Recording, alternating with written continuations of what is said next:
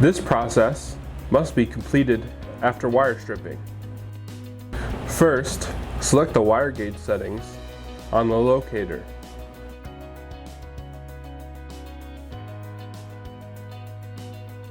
The pin has a window that when put on correctly, the wire is visible through it. If the wire is correctly inside of the pin, perform the crimp operation.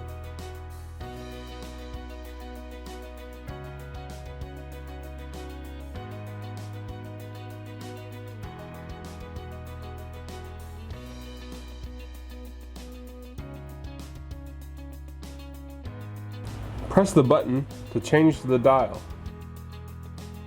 Rotate the dial for the correct color or size. Press the dial down to lock it in place.